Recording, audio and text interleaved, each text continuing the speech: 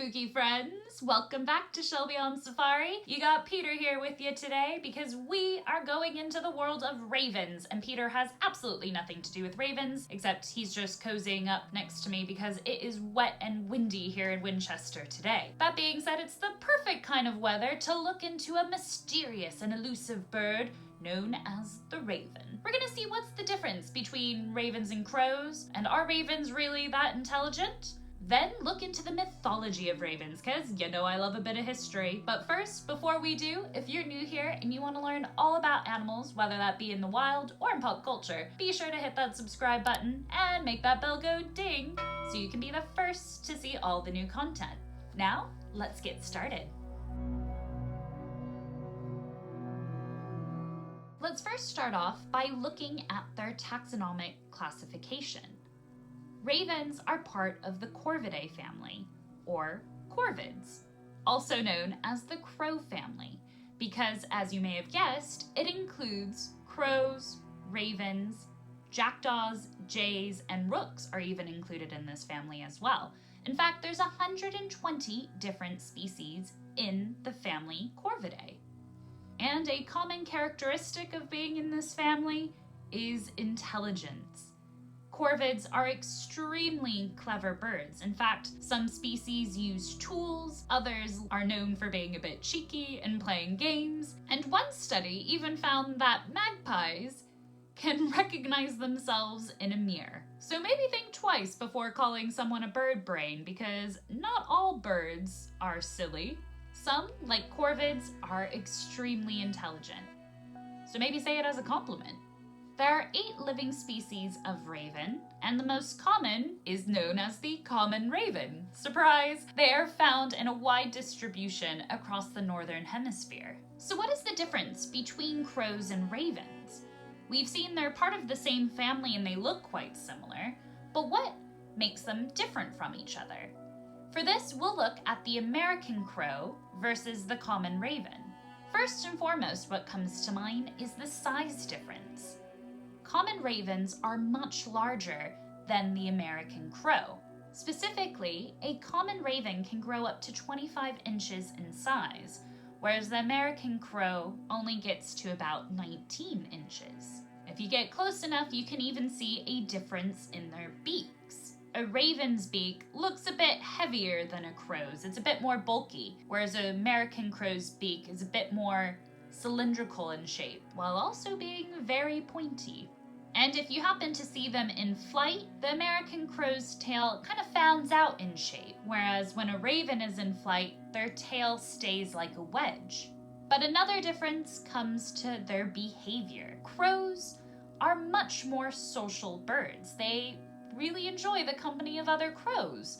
In fact, a group of crows is known as a mob, which gives us insight into their defensive strategy because they often use mobbing to scare away predators. Whereas ravens are far less social. They prefer the company of one other raven, ideally their breeding partner, whereas they don't enjoy the group scene as much. However, a group of ravens is called an unkindness or a conspiracy, which are quite spooky names as well. There is one place, however, here in England where you would find a group of ravens, and that is at one of my favorite places, the Tower of London. But why are there ravens at the Tower of London?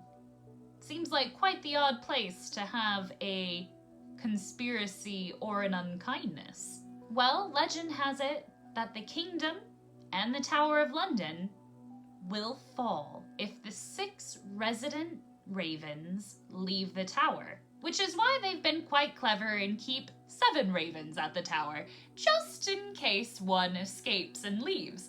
Therefore, everything stays all good in the hood. It was King Charles II who is believed to have been the one who first insisted that ravens were kept at the tower to protect his kingdom and the tower. But it didn't go without controversy, because the king's astronomer, John Flamsteed, who complained that the ravens were obstructing his work, for he worked within the Tower of London, specifically in the White Tower. And so ravens are still kept at the tower today. In fact, back in 2019, 4 baby ravens were born at the tower as part of the Tower of London's breeding program. Now it's time to dive into some of the myths about ravens and their cultural depictions, because like a lot of the animals that we'll be focusing on in the month of October, they can get a bad reputation. So let's start off by looking into Norse mythology. Ever heard of Odin, the Allfather? Well, he in fact had 2 ravens that would fly out daily, go to Midgard, which is Earth, and bring back news of what was happening there. Which leads me to one of my favorite Easter eggs from a little clip that aired just before Thor Ragnarok. It was a funny insight as to why Thor was absent from Civil War. In it, he asked Tony Stark to send Raven to get in touch with him, which is quite a nice nod to Norse mythology, so well done. And it's also a quote that I frequently say to my husband. He doesn't know how to get in touch with you. I don't have a phone. He doesn't have a phone. Send a raven. Ravens seem to be quite the messengers across cultural depictions, for they are also associated with Apollo of Greek mythology, for they were the gods' messengers in the mortal world, but sadly also a symbol of bad luck. In fact, it's Apollo who may have been the reason why ravens are black. For apparently, Apollo sent a white raven to spy on his lover, and when the raven brought back the news that she was cheating on him, Apollo scorched the bird in anger, thus turning its feathers black. Keeping up with the messenger theme, ravens were also the first bird species to be mentioned in the Hebrew Bible, for they were the bird that Noah sent out to see if the floodwater had receded. But the raven doesn't always get a bad reputation. In fact, some Native Americans believe that raven created the earth, the heavens, and all living things. But probably the spookiest myth about ravens for me is about the Irish and Scottish banshees who can take the form of a raven. And if a raven does crow over your house, well, it's not a good sign. In fact, it's an omen of death for all the occupants of the house. But why do ravens have such a doom and gloom reputation? Well, maybe it's because they eat carrion.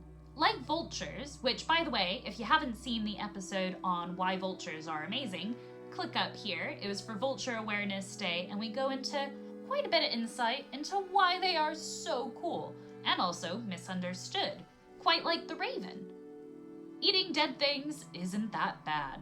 It's actually good for the environment and good for us, as you'll find in that video. But maybe that's why they have a misunderstood reputation, because they are associated with death because they eat dead things. But alas, ravens, and a lot of the Corvid family, are quite intelligent. Even though ravens have a brain the size of a walnut, they can tackle problem-solving issues. They can use tools, and one video even shows a raven outsmarting a trash can, which is quite fascinating. So to honor the spooky season, we're gonna finish the episode a little differently. It's now time for poetry with Shelby and Peter. And the raven, never flitting, still is sitting, on the pallid bust of Pallas just above my chamber door.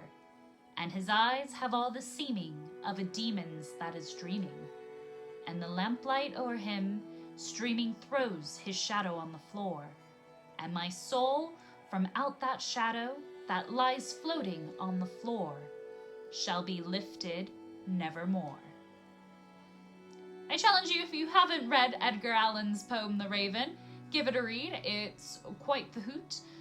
That was a terrible pun.